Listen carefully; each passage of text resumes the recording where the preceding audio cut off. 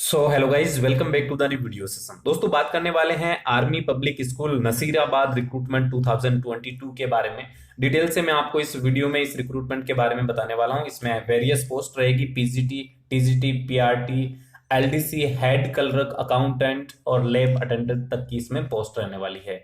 Detail से मैं आपको इस वीडियो सेशन में जानकारी दूंगा। अभी हाल फिलहाल एक पहले नोटिफिकेशन जारी किया गया था एपीएस की तरफ से, जिसमें उन्होंने स्क्रीनिंग टेस्ट का बोला था। स्क्रीनिंग टेस्ट का मतलब होता है कि उसके माध्यम से आपको एक स्क्रीन कार्ड मिलता है। वो एक वैकेंसी नहीं थी, उसके बारे में मैंने आपको डिटेल से जानकारी दी थी। उसमें 7-8 हजार के आसपास पोस्ट बता रखी थी, लेकिन वो पोस्ट नहीं थी, बल्कि 8 हजार के आसपास ऑल ओवर इंडिया में टीचर काम करते हैं एपीएस स्कूल में।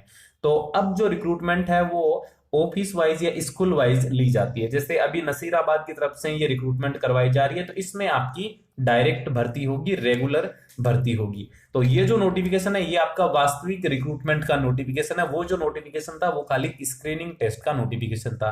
अब जिन लोगों के पास में स्कोर कार्ड है वो इसके लिए एप्लीकेबल हो जाएंगे। तो काफी लोग ये कह रहे थे कि सर हमारे पास में 2017 का स्कोर कार्ड है, किसी ने बोला 18 का है, किसी ने बोला 19 का है, लेकिन अभी तक हमें जॉब नहीं मिली है।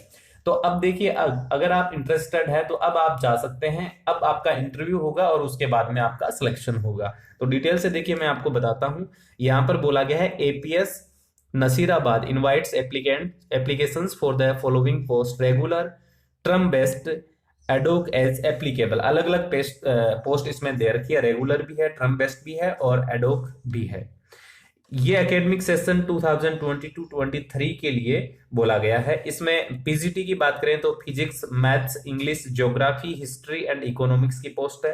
टीजीटी की बात करें तो English, math, social science, Hindi and science की पोस्ट रहेगी। पीआरटी की बात करें तो ऑल सब्जेक्ट्स के लिए पीआरटी की इसमें पोस्ट रहने वाली है। इसके बाद यहाँ नीचे आते हैं तो computer teacher, music teacher, PT, health and wellness teacher, counsellor, special educator की भी इसमें पोस्ट दी गई है। इसके बाद में यहाँ पर हेड क्लर्क की पोस्ट है, अकाउंटेंट की पोस्ट है, एलडीसी की भी है, फ्रंट डेस्क एग्जीक्यूटिव की पोस्ट है, एडमिनिस्ट्रेटिव सुपरवाइजर की है, साइंस लैब अटेंडेंट की है और पैरा मेडिक्स की पोस्ट रहने वाली है। नंबर ऑफ पोस्ट दोस्तों यहाँ पर नहीं बताया गया है कि एलडीसी की कितनी पोस्ट है, अकाउंटेंट की कितनी पोस्ट है, पीआरटी की कितनी पोस्ट है, ये नहीं बताया गया है।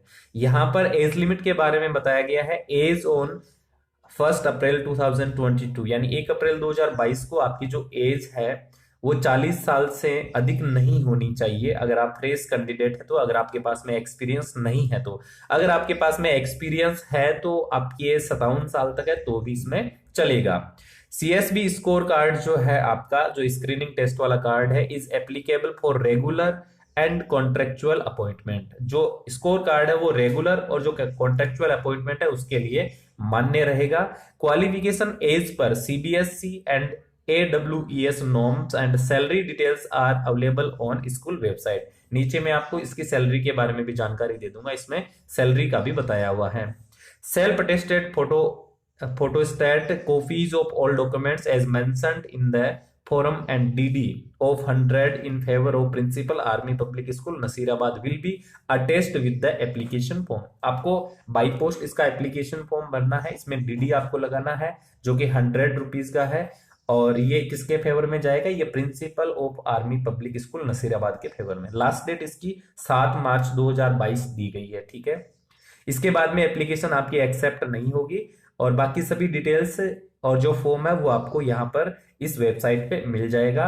जो एपीएस नसीराबाद की वेबसाइट है, यहाँ से आप डाउनलोड कर पाएंगे। इसके बाद में यहाँ जनरल इंस्ट्रक्शंस दिए गए हैं। क्वालिफिकेशंस के बारे में बताया गया है। एजुकेशनल एंड प्रोफेशनल क्वालिफिकेशन की बात करें तो पीजीटी में पोस्ट ग्रेजुएशन, एग्रीगेट 50% मार्क्स, और प्रोफेशनल में आपका बीएड होना चाहिए जिसमें एग्रीगेट 50% मार्क्स होने चाहिए।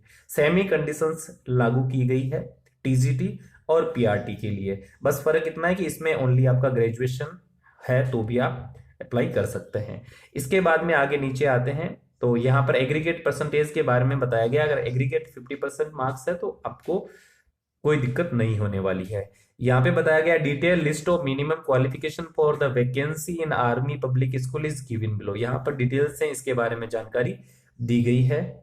यहाँ पर बताया गया candidates must in addition to the minimum aggregate percentage mentioned in the table above have scored no less than 50% marks in each of the subject in which they have graduated or post graduate और graduation का जो आपका subject है उसके अंदर 50% से कम marks नहीं होना चाहिए। The detail marksheet will be scrutinised during the interview के समय इसकी छंटनी की जाएगी। एज के बारे में बता दिया, 1 अप्रैल 2022 को आपकी एज काउंट होगी 40 ईयर एंड 47 ईयर। यहां पर बताया गया जिसके पास में 5 to 10 ईयर एक्सपीरियंस है उनके लिए 57 है। जिनके पास एक्सपीरियंस नहीं है, फ्रेश कैंडिडेट है या 5 साल से कम का एक्सपीरियंस है, उनकी अपर एज 40 वर्ष रखी गई है।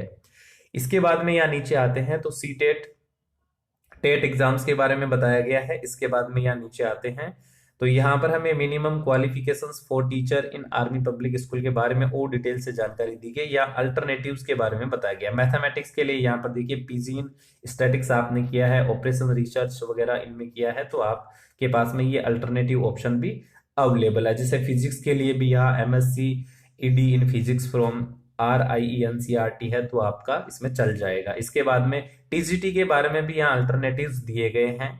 इसके बाद यहाँ नीचे आते हैं तो इसमें PRT के बारे में बताया गया जिसमें ग्रेजुएशन आपके पास में होना चाहिए, 2 ईयर डिप्लोमा आपके पास में होना चाहिए। इसमें अल्टरनेटिव यहाँ पर नहीं दिखाया गया है और सबके लिए बताया गया। यहाँ पर देखिए मैं आपको बता दूं कि जो फिजिकल एजुकेशन टीचर है उसके लिए BEd कंपलसरी नहीं है। बीपेड आपने किया है, 4 ईयर डिग्री कोर्स आपने किया है तो आप इसके लिए आवेदन कर सकते हैं। सैलरी के बारे में भी मैं बता दूंगा अभी आपको। म्यूजिक टीचर में graduate and degree diploma with concern activity, आप म्यूजिक टीचर हो, आपके पास में जिस भी कंसर्न एक्टिविटी में डिप्लोमा है और ग्रेजुएट हो तो आप आवेदन कर सकते हो। हेल्थ एंड वेलनेस में PG का बोला गया है। ग्रेजुएट विथ साइकोलॉजी और graduate with certificate diploma in counselling with minimum experience of 3 year as wellness teacher और काउंसलर। स्पेशल एजुकेटर के लिए ग्रेजुएशन बोला गया है with BEd in special education. इसके बाद में यहाँ नीचे आते हैं तो MISC की पोस्ट दी गई है। इसमें देखें तो हेड क्लर्क की पोस्ट है जिसमें बोला गया है अगर आप एक्स सर्विसमैन है, आपकी एज 55 ईयर है तो भी आप आवेदन कर सकते हैं। इसमें 5 to 10 ईयर आपका एक्सपीरियंस होना जरूरी है। इसके बाद यहाँ नीचे आते हैं तो अकाउंटेंट की पोस्ट के बारे में बताया गया है। कॉमर्स से आपका ग्रेजुएशन होना चाहिए और 15 years ex service as a clerk आपके पास में डिफेंस एक्सपीरियंस है तो आप आवेदन कर सकते हैं। इसमें बेसिक कंप्यूटर का आपके पास नॉलेज होना चाहिए, मिनिमम 5 ईयर का एक्सपीरियंस बोला गया है। इसके बाद LDC की बात करें तो graduate 10 years of servicing as a clerk for ex serviceman computer literate. इसके बाद नॉलेज होना चाहिए आपको कंप्यूटर का और बेसिक नॉलेज होना चाहिए आपको अकाउंटिंग का तो आप आवेदन कर सकते हैं। FD की बात करें तो graduate with good communication skill and computer सेवी। एडमिनिस्ट्रेटर सुपरवाइजर में भी बोला गया JCO की पोस्ट है, अगर आप रिटायर है तो आप इसके लिए आवेदन कर सकते हैं या फिर एक्स सर्विसमैन है तो आप आवेदन कर सकते हैं। यहाँ बोला गया preferable retired JCO having exemplary charter able to maintain all ages of school property and admin work. इसके बाद में साइंस लैब अटेंडेंट की बात करें तो यहाँ पर मिनिमम 10+2 का बोला गया है एंड कंप्यूटर लिटरेट आप होना चाहिए, यानी आपको कंप्यूटर का भी नॉलेज होना चाहिए। पैरामेडिक्स की बात करें तो इसमें भी 10+2 आपके पास में होना चाहिए। Nursing with minimum 5 year experience, nursing का भी बोला गया, 5 ईयर एक्सपीरियंस का भी बोला गया है।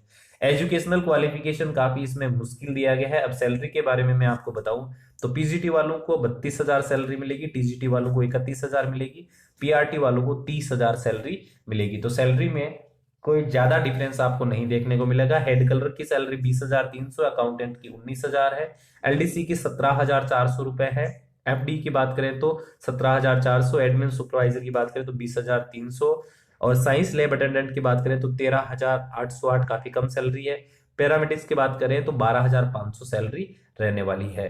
तो यहाँ पर जो आपका सिलेक्शन है वो सीधा इंटरव्यू बेस पे ही होने वाला है। इंटरव्यू के बारे में आपको आई थिंक अलग से कॉल लेटर भेजा जाएगा या अलग से आपको इसके बारे में जानकारी दी जाएगी, तो आप वेबसाइट पे विजिट कर सकते हैं।